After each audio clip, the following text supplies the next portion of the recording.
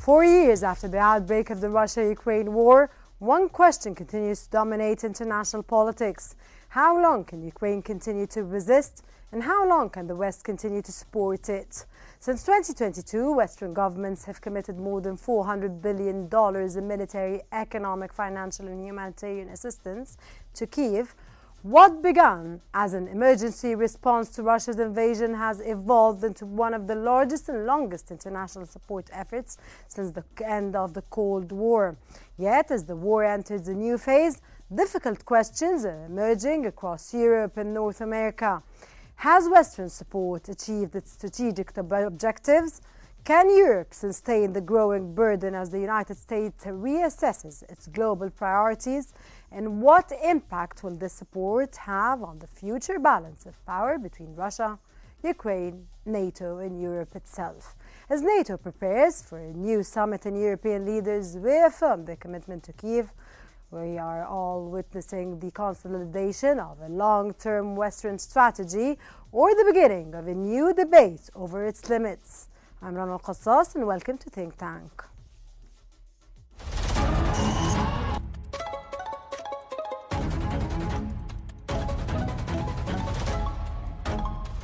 Our world is becoming unhinged.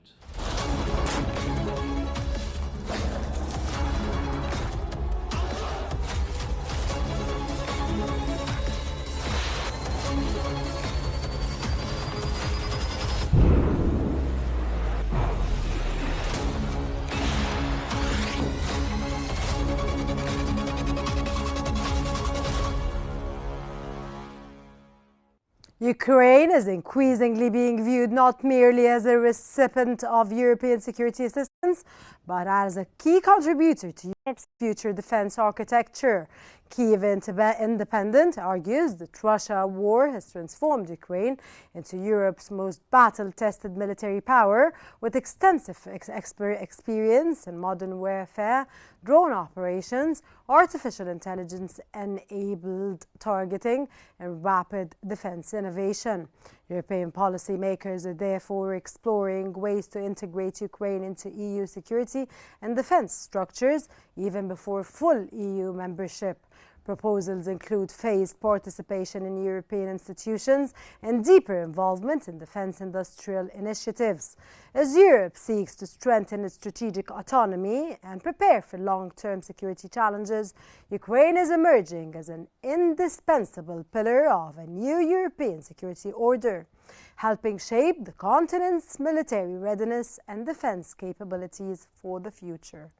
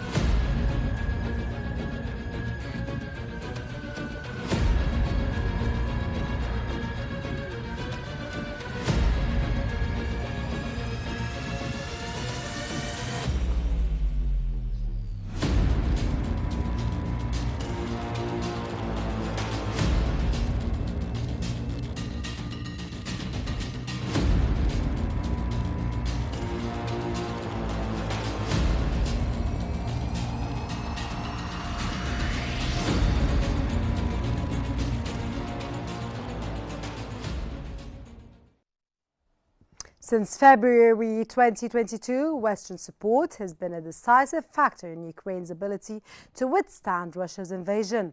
Military aid, financial assistance, intelligence cooperation, humanitarian programs, and sanctions have turned the conflict into a major international security issue. While the United States initially led support efforts, European countries have gradually assumed a larger role as the war has continued. Today, total Western commitments exceeded $400 billion, with Europe increasingly central to sustaining Ukraine's defense and recovery. This raises key questions. How effective has this support been? Can it be sustained over the long term? And how will it shape Ukraine's future in the security landscape of Europe? To discuss these issues, we're joined by Peter Dinkinson, an expert at Atlas Center for Studies, joining us from Kiev. A very warm welcome, sir. And Mr. Mark, former White House Deputy National Security Advisor, joining us from Minneapolis.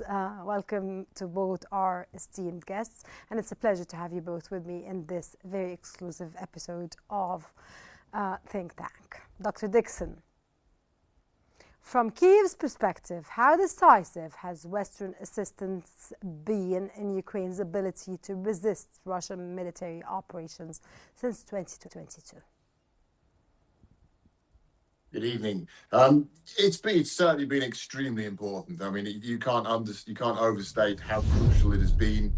I think I would underline, I think from a Ukrainian perspective, that it's never been a guarantee. There's never been an absolute certain, there's never been a sense of certainty in Kiev that the support will be there and that it will continue. At every step of the way, there've been debates, there've been negotiations, there've been delays, there've been some disappointments as well. But broadly speaking, the level of support that has come to Ukraine from the United States of America and more recently from all of the European countries has been absolutely crucial. It's really kept Ukraine afloat, not only in a military sense, although it's been crucial militarily. It's also been vital just in terms of keeping the country running, because Ukraine has had to take basically all of its very limited resources and put them into the defense of the country. So in order to keep things operating, to keep salaries paid of state workers, of the healthcare industry,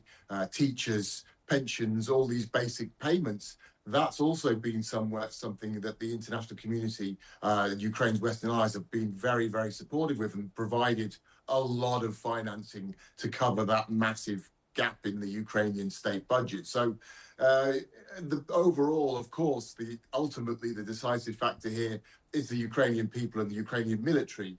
But I really doubt they could have done what they've done or achieved anything like what they've achieved if they hadn't had so much support from the West. Perfect, sir. Mr. Mark Faivili, a very warm welcome again, and sorry for not mentioning your second name at the beginning of the episode. How do policymakers in Washington evaluate the overall return on the enormous investment made in supporting Ukraine since 2022, sir?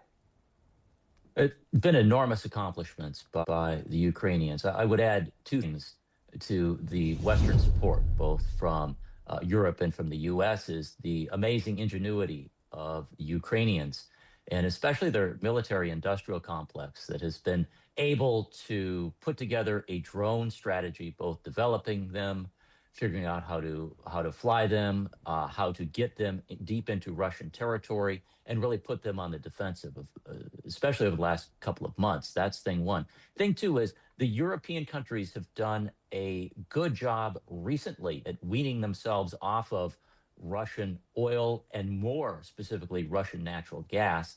For several years, the European countries, many of them, had been condemning Vladimir Putin on Monday and then wiring him a check for thousands of barrels of oil and cubic meters of natural gas on Tuesday.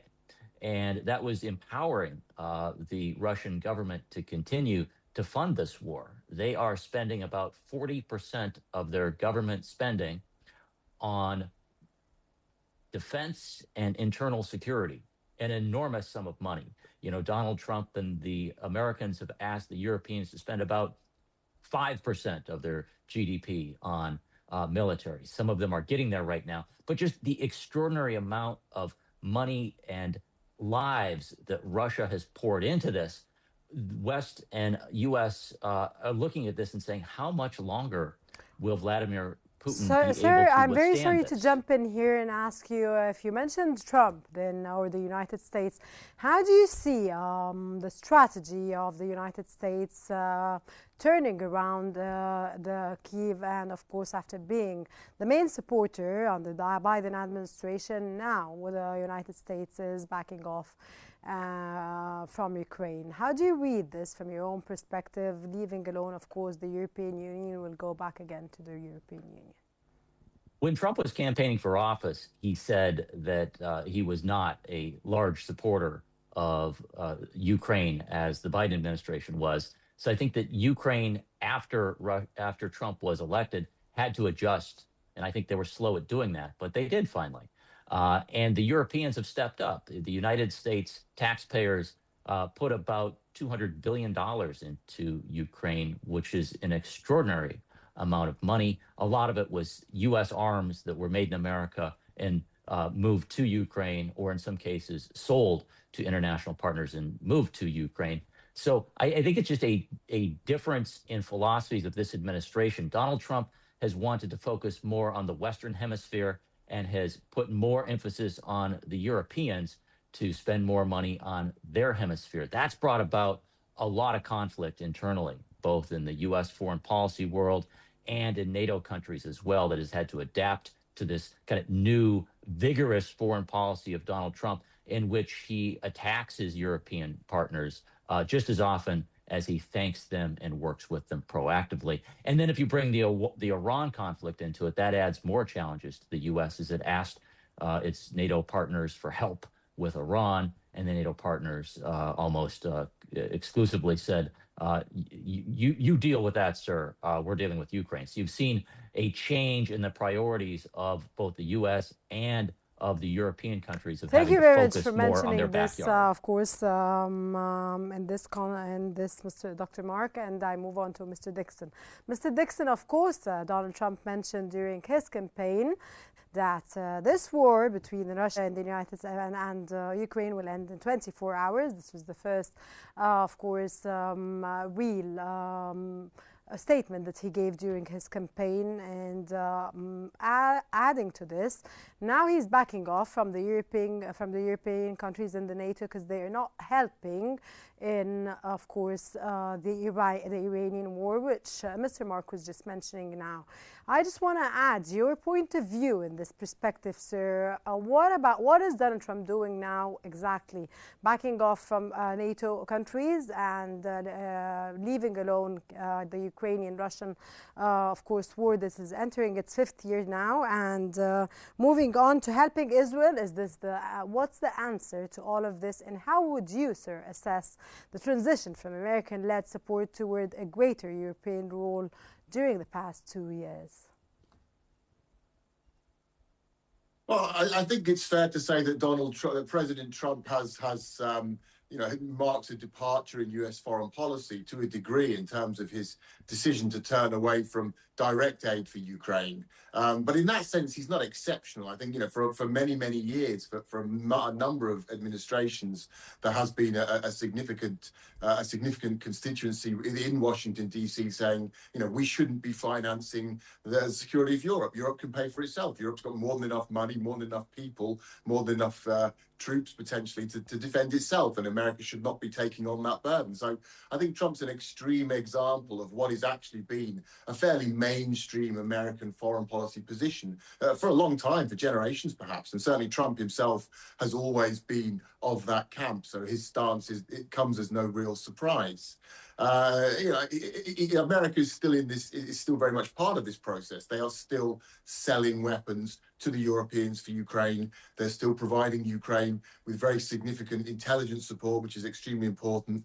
There's a number of categories of weapons that only America can provide, primarily the interceptor missiles for the Patriot air defense systems, which are absolutely vital for Ukraine's security, for Ukraine's defense against Russian bombardment. So America's still playing a role, although Trump has stepped back from the very large amounts of military aid that were provided under Biden. What that means for Europe, I think, is that Europeans understand that now it really is up to them. They've got to step up. And the Europeans are very acutely aware that if Ukraine were to fall, if Russia were to succeed in Ukraine, the chances of Putin going further into Europe would be very high. No one knows exactly how high. There's a lot of debate over whether there's an imminent threat from Russia or whether it's a more long-term threat. But I don't think anyone would question that there is a threat.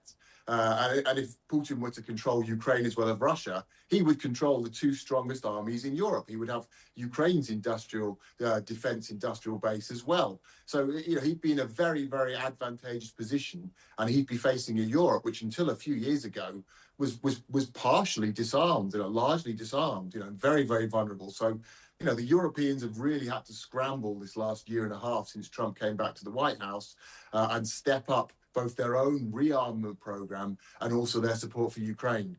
I think they've done that quite well. I mean, of course, there's always areas they could have improved, but I think broadly speaking, they have stepped up. And now it's all about the Europeans essentially looking to Ukraine now as a bulwark against Russian aggression, as basically a bastion of European security against the Russian threat.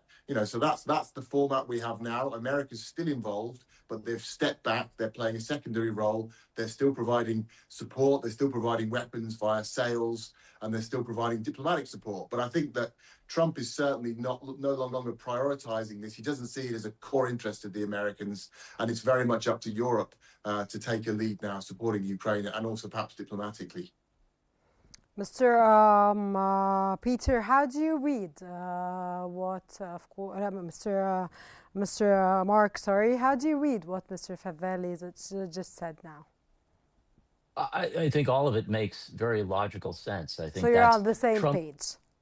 I think so. I think it's the challenge is that we've seen many of the European allies and NATO countries, especially close to Ukraine and bordering and near Russia and its former satellites, increasing their military spending. The Nordic countries, of course, Poland, which is right next door. Moldova has a lot of challenges because it's so close to Ukraine and it's weak. We've seen increases from Latvia and from Lithuania. Sorry again here to interrupt you. Do you actually read Ukraine as weak?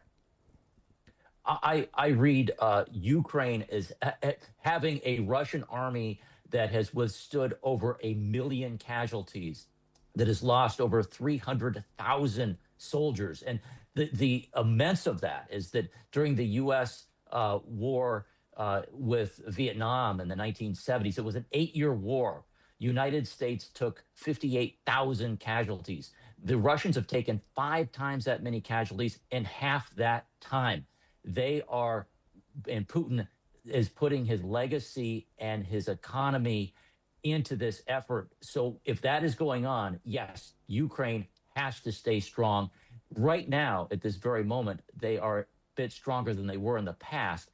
But that's the challenge. You have an enormous Russian army. They have brought in the North Koreans, which shows how desperate they are in some cases. So as long as this is going on, yes, Ukraine cannot say that it is strong right now.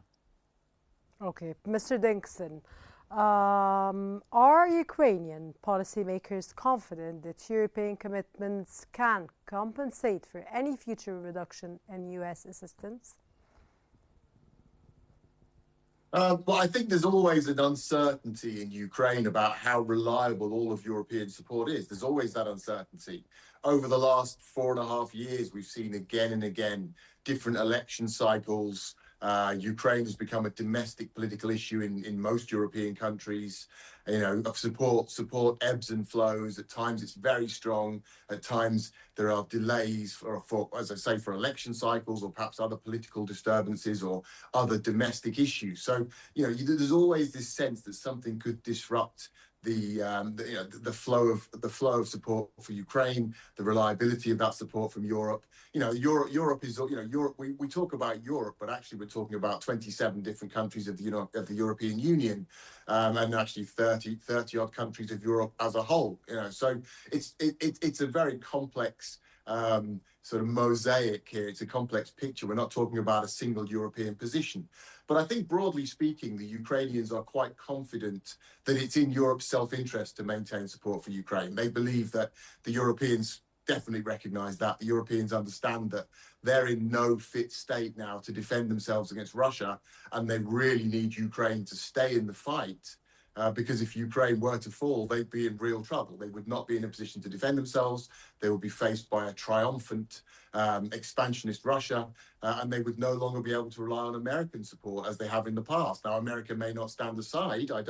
I certainly don't think that's the case, but they wouldn't be as reliant or as dependent or as confident in America's support as they have been, 5 or perhaps 10 years ago. So I think the Ukrainians are certainly cautious about relying too much on Europe. They know that European politics can go in different directions, and can be very, very varied from country to country. But broadly speaking, they do think that Europe has a very obvious self-interest, a very strong motivation to remain supportive of Ukraine. But I think also the one thing I would add, if I may, is that Ukraine is also focused very much on increasing its own domestic defence capacity and its bilateral defence production work with different European partners, because they do recognise that they need to reduce their dependence on all other foreign countries to a minimum if they can. And they've got to the stage now where they're producing around between 50 and 60% of the weaponry, of the equipment and weaponry that their military is now using, and that includes a very large portion of the drones, which are playing such a key role. So Ukraine's certainly aware of the risks. They think that Europe will stand by them, but they're also preparing for, let's say, worst case scenarios by increasing their own domestic production. Okay, sir, and 10 seconds, please, because I have to go back to Mr. Mark. Can you please evaluate the status of Ukraine at this point and, of course, answer what Mr. Mark said when he said that, when I asked whether Ukraine is strong enough and it has been sustaining this war for the past 5 years, whether with the help of the United States or whether when the United States decided to somehow back off. I think Ukraine's proven itself to be far, far stronger than anyone could imagine. But at the end of the day, it's still faced with an enemy which is much, much larger and much wealthier, with a lot more men, etc. So, of course, comparatively speaking, Ukraine's position remains very, very vulnerable. The Ukrainians believe that they're in a stronger position today than they were even a few months ago, and certainly a year or two ago. So there's certainly more confidence in Kyiv today than there was previously. They feel they're in a better position, but the situation remains very precarious because we shouldn't underestimate Russia. Mr. Faivale, to what extent is Europe now carrying a larger share of responsibility for supporting Ukraine, of course, in light of Donald Trump's comments every day and statements? Much more support is needed from the European countries, and especially in year 4 or 5 of this effort. Nobody thought it would go this long. And I think that one of the challenges will come up is that as long as Russia is able to move its oil and natural gas into the international market, and specifically to Asia, as China continues to be a huge consumer of Russian exported energy, and if India continues to consume it as well, Mr. Trump has been attempting to get India weaned off of it. The challenge was that they were then taking more oil from the Persian Gulf, and then with the Strait of Hormuz closed, it was difficult. So a lot of it will depend. Does China continue to purchase so much oil? And then does Mr. Modi in India re-up his efforts to purchase their oil and natural gas as well? That's the engine that moves this for Vladimir Putin. If more sanctions, if more difficulties come up in the Russian capability to fund this effort to the extraordinary amount that they have, this will just be continuing to be a war sir, do you want for the months to ahead. furthermore elaborate and tell me that this is going to be the hurdle that will make Russia not capable of continuing this war, or of course it's going to continue? I don't know. I want you to further elaborate on if this is going to be the sanctions imposed on Russia. As long as Russia moves their energy into the marketplace and sells for billions of dollars their natural resources, they have an unlimited supply. That will keep Vladimir Putin alive. That is his lifeline. And he is keeping And this, sir. he is the one, and China is, and to a lesser degree, India is keeping this war alive right now by Why is continuing to fund. sorry to interrupt you, sir. Go ahead. No, and as long as Beijing is their international partner and continues to use their oil and gas in extraordinary amounts, this war will continue because Putin has shown very little desire to end it. And it has to be financial, it has to be diplomatic, and it has to be military. But if it's just arming Ukraine forever, and you just keep this fighting war and a drone war, this could continue for some time. And that's the challenge that the international community has, that the U.S. has, and that NATO has moving forward. Mr. Dinkson, recent European leaders' meetings have emphasized long-term support. How are these commitments being viewed inside Ukraine, sir? Well, the European position is seen as very encouraging.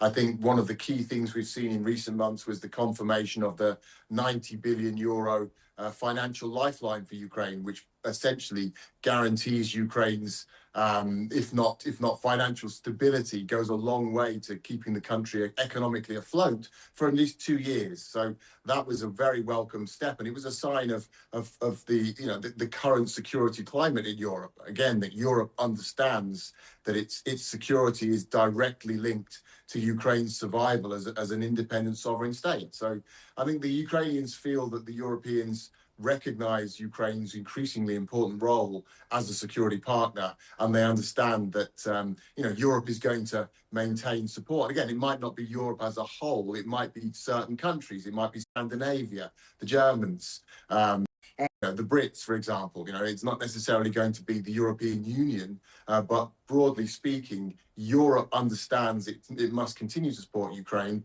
and I think that there's obvious self-interest in that. So the Ukrainians are the countries that are capable. Well, it's actually, it's a combination of factors. I think the first factor is the countries that are closer to Russia. If you look at the map, if you look at the map of the countries that have supported Ukraine the most in terms of their GDP, proportionally in terms of the size of their economies, they're all countries that are close to Russia, and that's no surprise. That's a no-brainer, so to speak. They're the countries who are engaged. If you go into Southern Europe, Western Europe, the sense of urgency falls off dramatically. And of course, they still recognise that there is a broad challenge to European security, but they don't feel that they are under direct threat. Whereas if you talk to the Polish, for example, or the Finnish, or elsewhere in Scandinavia, the Danish even, they do feel that they could be under direct threat. They feel that if Ukraine were to fall, then they're next in line. So they have an obvious motivation for making sure it doesn't happen, and they also have the economic wherewithal, the facility, the resources to provide Ukraine with that support. So that's basically what we're seeing, and I don't see any reason why that fundamental model is going to change in the near future. Sir, is this a reason because of the economic, of course, fragmentation that's taking place in some of these countries? Was that a question for me? Yes, sir. Yes. I don't see any great. I think there's always economic issues. There's always priorities about economic spending, and spending on foreign wars is never popular for most electorates. But defence spending tends to be a tolerance for defence spending in most countries. I think what we're seeing now in a lot of European countries is a concerted effort to explain to electorates why what the nature of the Russian threat is, and why this is seen as such a priority for the individual countries that are supporting Ukraine. I think in that sense, Donald Trump's position has been quite helpful because he's been very open about saying, we're not going to bankroll European security anymore. Essentially, you've got to start paying for yourselves. You've got to start defending yourselves. Whereas in the past, I think previous American administrations have adopted similar positions, but in a much less forthright manner. They've not been so direct. Got your point, sir. I'll leave it there and I'll be back again. Mr. Favilli, how significant is the recent commitment by major European powers to increase defense spending ahead of the NATO summit? Well, I think it's very important. And I think part of the reason for that is that Ukraine has shown momentum. They are hitting inside of Russian refineries and fuel supplies and logistic areas and power systems. And those headlines and those news stories are moving across the world, and especially into European capitals and America as well. So they're seeing some results of what they've been supplying right now. I think that NATO, European countries, the US, we know that you cannot match Vladimir Putin tank for tank. But what you can do is hit them in the systems where they're doing it right now. And that's hitting their energy refineries and areas deep into Russia. Russian mothers are bringing back coffins. They're seeing coffins with their Russian soldier children coming in. And I think those two things Same in Ukraine, could sir. potentially bring Russia and Ukraine Sir, together. sorry in the to short interrupt term. you. Same in Ukraine. One more time, sorry. I'm answering you when you said the coffins, mothers are seeing the coffins of their children coming in. I told you same in Ukraine, tens of sir. thousands, It's yes. But I think that the numbers, the fact that the Ukrainians have done a good job at putting so much casualties and death into the Russian society, that I think that's having an impact. And the fact that it's fairly inexpensive for the Ukrainians to launch these drones into Russia, and that they've figured out from a technological standpoint how to get them through the Russian air defense system. That's the most important movement right now. And of course, both sides, whether you're a Ukrainian family or a Russian family, seeing a family member come back wounded or even worse, their death is a significant impact on a society.